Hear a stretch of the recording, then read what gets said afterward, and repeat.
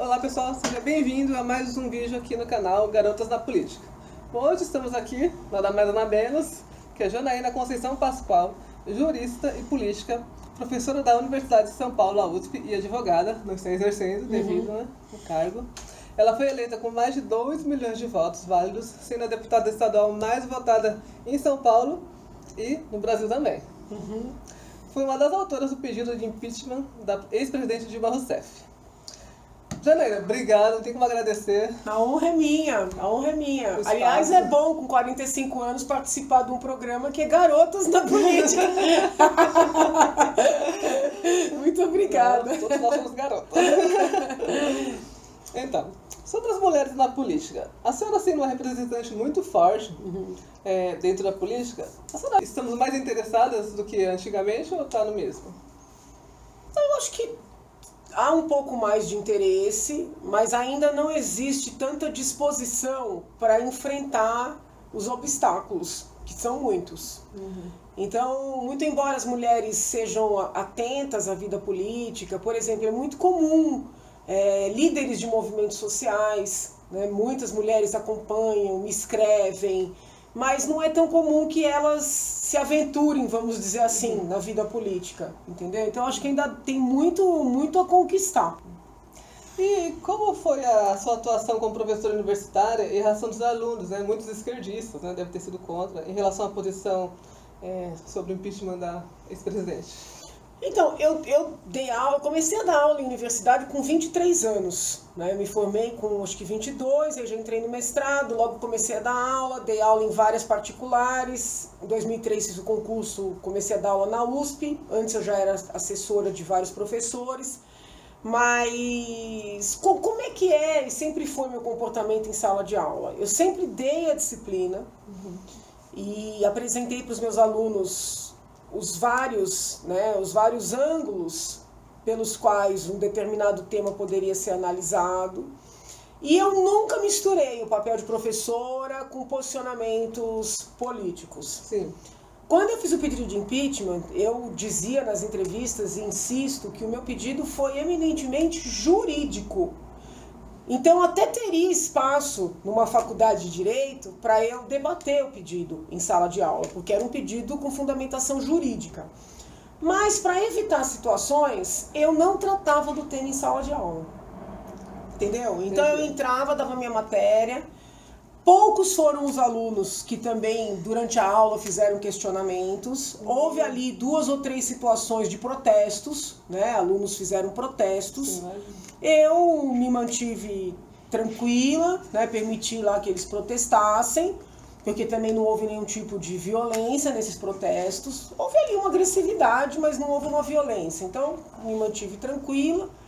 Então, eu acho que a minha postura também ajudou a não acirrar a situação, entendeu? Com os alunos. Eu tive situações mais complexas com os colegas professores. Os meus alunos, mesmo divergindo, sempre foram muito respeitosos.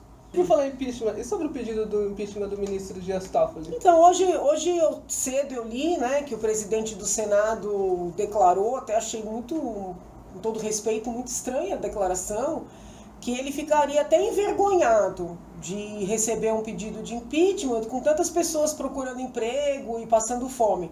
Eu não consigo ver qual é a relação de uma coisa com a outra, né? Muito pelo contrário. Nós todos estamos tentando seguir com o processo de depuração do país, né? E esse processo de depuração ele é fundamental para que haja empregos, né? Para que haja investimentos. Um país que não compactua com nenhum tipo de ilicitude, nenhum tipo de ilegalidade, é um país confiável para que as pessoas venham investir, entendeu? Desenvolver suas atuações, suas atividades econômicas. Então eu achei bastante incoerente a argumentação do presidente do Senado. O pedido de impeachment do presidente Supremo foi feito em conjunto com a Associação do MP para a Sociedade.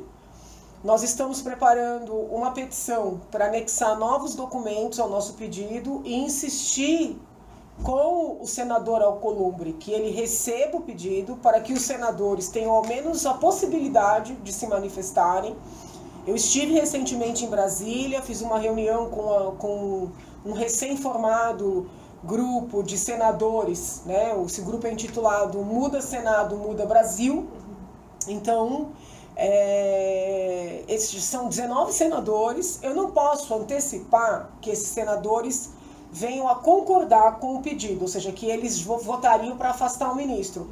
Mas são senadores que têm defendido que o senador Alcolumbre pelo menos analise, entendeu? Entendi. E é um dever funcional dele, né? Sim. Então, é um pedido que está bem fundamentado.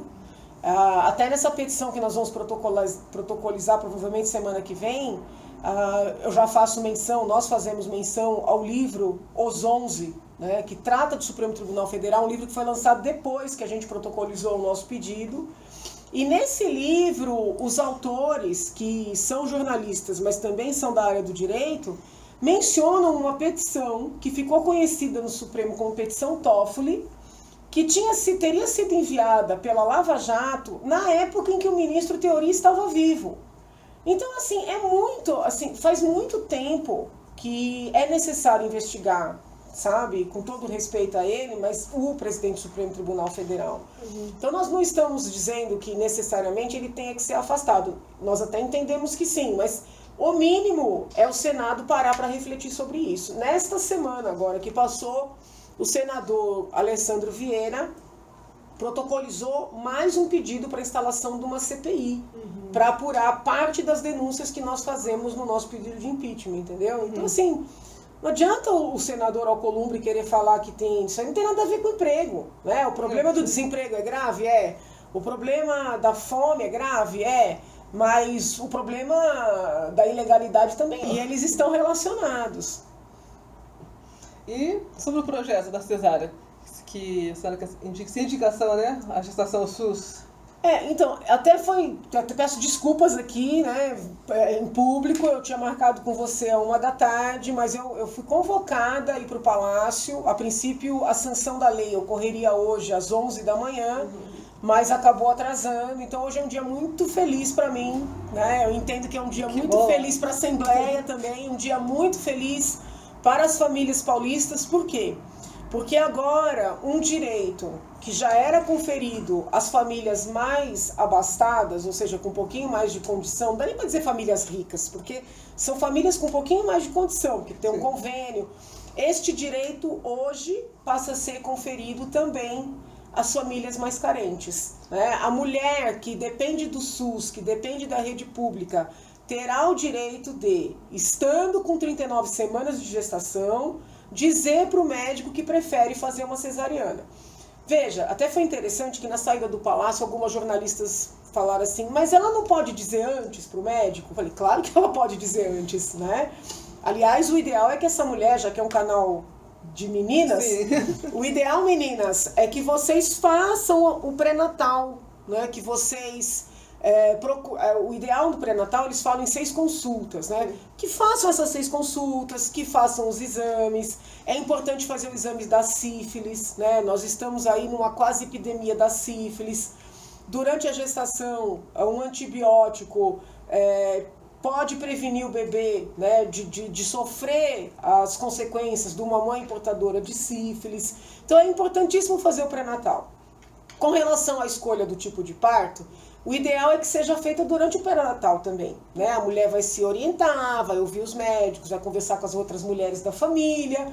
Então, se ela puder fazer essa escolha antes, já deixar lá assinado no termo de livre convencimento, o termo de consentimento livre informado, ela ficar com esse documento, é melhor, porque as coisas são planejadas, né? Se ela já souber onde ela vai ter o bebezinho dela, pode até ter uma organização do hospital para poder agendar, né, esse procedimento.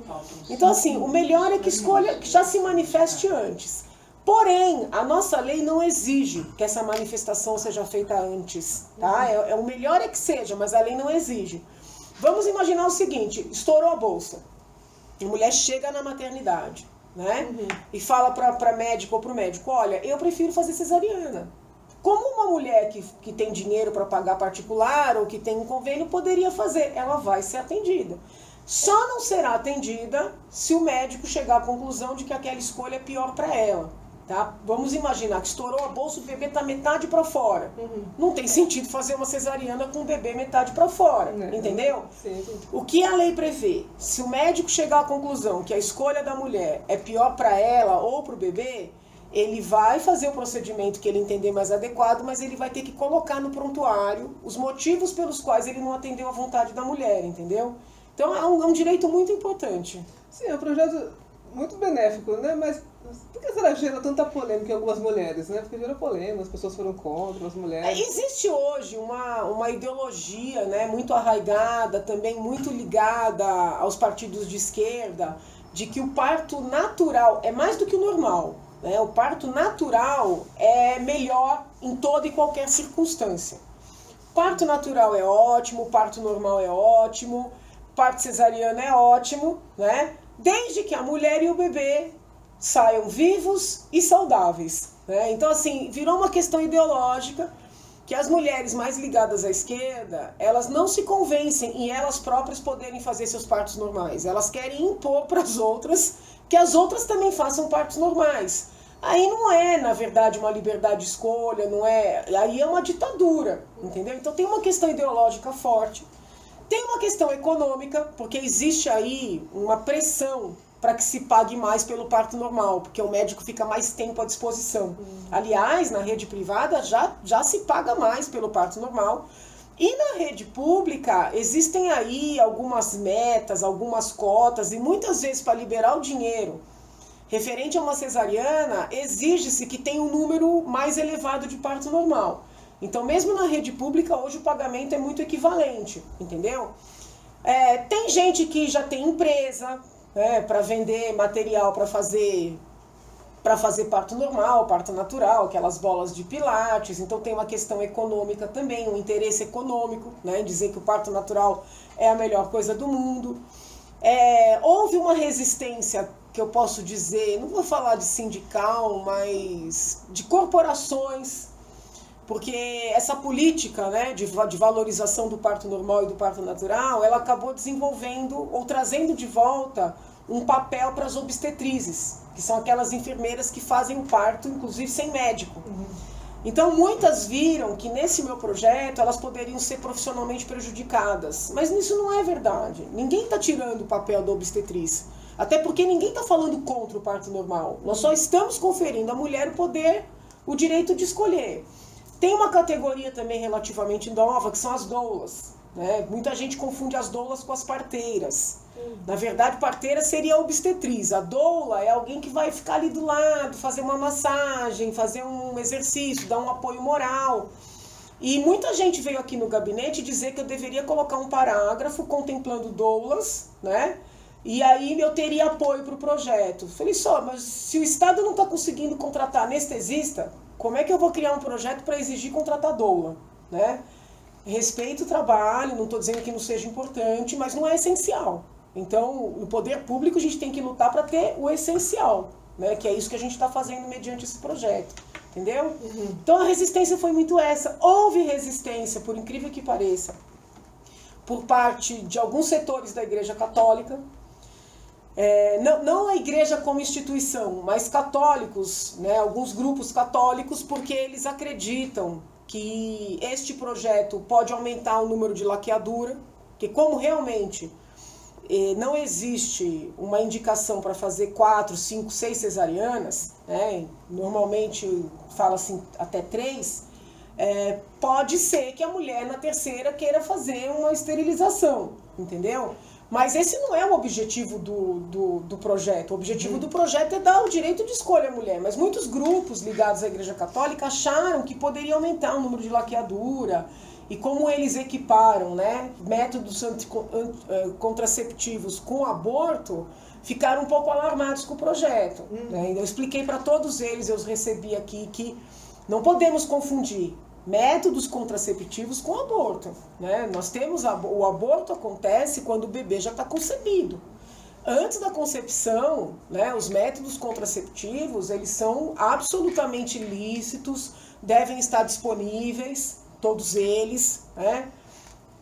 Pílula anticoncepcional, preservativo preferencialmente, porque aí previne também doenças sexualmente transmissíveis, inclusive a própria sífilis, a AIDS, né? Os vários tipos de DIU, a própria laqueadura. Então, os métodos contraceptivos são lícitos. Eu não posso tirar da mulher um direito de escolher a maneira como seu filho vai vir ao mundo para evitar que lá na frente se utilize um método contraceptivo. Não pode confundir contracepção com aborto, são coisas diferentes, né? Mas, assim, ninguém trouxe um argumento racional que me fizesse recuar da certeza que nós vamos conferir às mulheres, né, um poder que até hoje as mais abastadas tinham, mas as mais carentes não. Sim, isso foi importante, porque muita gente não estava entendendo muito o projeto, não sabia. Então colocavam muito tabus, né? Foi ótimo então a explicação. Obrigada. E agora sobre o projeto de abuso de autoridade, qual a opinião da senhora? Ele dá margem a muita insegurança, entendeu? Ninguém é favorável ao abuso de autoridade, né? Nós não gostamos de autoridades que abusam do seu poder. Mas, por outro lado, você criar crimes de abuso de autoridade com uma redação muito aberta permite que as pessoas sejam punidas por simplesmente trabalharem, né? Então, assim, está escrito lá, prender alguém preventivamente ou em flagrante fora das hipóteses legais. É muito amplo para ser um crime, entendeu? Se esse projeto entrar em vigor, né, se virar uma lei, nós corremos o risco grave de juízes sérios, trabalhadores, delegados, promotores, começarem a ser considerados criminosos por estarem trabalhando. Sobretudo quando incomodarem pessoas poderosas. Gente, não precisa ir longe, é ver a situação do ministro Sérgio Moro. Sabe? Tem gente que fala que esse homem que fez tanto bem pro país é criminoso. Por quê? Porque ele mexeu com gente importante, entendeu? Então, assim, quero crer que o presidente vai entender que ele foi eleito por pessoas que querem que o processo de depuração do país siga. Né? Vamos aguardar. E não tinha como eu não perguntar sobre as queimadas que eu tenho na Amazônia. Qual que é a opinião? Por que será que, se não é uma coisa assim rara, já aconteceu em outros anos, por que será que tem tanta polêmica desse ano? Eu acredito que nós tenhamos aí duas faces de uma situação, né? Primeiro, com todo respeito, né, estão fazendo sensacionalismo com o intuito de demonizar o governo. Isso é fato. Né? Criaram um discurso, são grupos muito fortes em termos de formação de opinião, e esse discurso vem sendo veiculado mundo afora. Então, é fato. Eu visitei a Amazônia em julho. Desculpa, a Amazônia tá lá, linda, maravilhosa, entendeu? É verde, verde, verde. Andei por horas de barco. É um verde que você não tem fim. Então, assim, esse alarme todo que está sendo criado, ele não tem, na minha visão, pelo que eu constatei indo lá, raiz na realidade, tá? Há problemas? Precisam ser enfrentados? Sim. Mas essa situação de desespero que estão vendendo pelo mundo, ela não é real. Isso é um fato. Mas nós temos um outro lado, né? A maneira como o nosso presidente se expressa. Entendeu? O nosso presidente, eu falo isso, as pessoas ficam chateadas, eu sou xingada por falar isso, acham que eu estou contra o presidente. Não estou, gente, não estou. Eu estou tão a favor que eu quero que ele melhore para a gente parar de ter problema, entendeu? O nosso presidente não sabe sentar e dialogar ou respeitar um profissional da área que fale por ele. Ele quer, entendeu? Ele ultrapassa, né, todo mundo e vai se manifestar. Então, assim, quando ele, por exemplo, fala a Alemanha que pega o seu dinheiro e vai reflorestar a Alemanha. Esse povo está querendo se meter aqui, estão querendo roubar a Amazônia. Nós não queremos esse dinheiro para nada. É uma postura que não esclarece nada. Ele não consegue, com essa postura, mostrar que existe muito alarmismo nessa situação toda. Ele acaba, de certa maneira, dando respaldo para esse alarmismo, entendeu? Ele gera uma animosidade por parte dos governos estrangeiros, uma animosidade interna. Para quem o apoia, ele coloca numa situação dificílima, porque é difícil a gente defendê-lo, né? Então, assim, ele precisa entender que mesmo quando ele está certo, ele tem que tomar cuidado com a forma com a qual ele vai falar, entendeu? Então, eu concordo com ele, eu acho que ele está certo, é muito alarme, querem utilizar isso para desmerecer o governo, para tentar, vamos dizer assim, nublar as coisas boas que estão sendo feitas, tudo isso aí é verdade, né? Mas ele ajuda. A maneira como ele tem feito, como ele tem falado, atabalhoado, agredindo, ele ajuda. Então, assim, eu aproveito aqui o seu espaço para pedir, pelo amor de Deus, para o presidente e para as pessoas que estão mais próximas a ele compreenderem, né, que ele precisa ajudar o país e não ajudar quem está contra, porque a postura dele, pelo menos na minha perspectiva, é uma postura que ajuda quem está contra. Sim, também deixa claro que às vezes a crítica ao governo não quer dizer que não está apoiando o governo, né? Não, Só sim, momento, sim, né? não, mas As assim, pessoas quando entendem. a crítica não é crítica para destruir, é crítica para que ele melhore. Então, as pessoas- Porque desse jeito eu não sei onde é que vai dar. As pessoas não entendem, eles ficam bravos porque fala, mas... Entendeu? O pessoal Tem fica que bravo, mas entender. assim, não dá, gente. A gente vai ter que conviver com a Argentina, a gente vai ter que conviver com a França, vai ter que conviver com a Alemanha. Se gerar uma animosidade, o país vai ficar isolado. O Brasil isolado não ajuda ninguém. Bom, agora para não tomar mais o tempo da senhora, só para dar uma descontraída, para encerrar a nossa entrevista, eu gostaria de perguntar se a senhora chegou a ver aquele vídeo nas redes sociais que fizeram Vi, meme com a senhora e a banda Iron Maiden? Vi. A senhora achou ruim, achou engraçado? Na época foi ruim, porque na época as pessoas me criticaram demais, foi uma agressividade muito grande, a família também achou. Na época foi ruim, mas pouquinho tempo depois eu já achei legal. Então, eu tenho um clipe, quase ninguém tem, não é? Verdade. Bom, então para não tomar mais o tempo da senhora, eu agradeço demais a presença. Eu que agradeço, uma honra. Nossa, foi muito legal. E, gente, vamos prestar atenção, vamos esquecer fake news, vamos, né, prestar atenção nos projetos para não ter críticas, né, gente? E, Janaína, muito obrigada, viu? Obrigada, gente. Beijo, meninas. Fiquem com Deus. Beijo, gente. Então é isso. Tchau. Inscreva-se, toque o sininho. Tchau. Que bom. Obrigada. Eu que agradeço.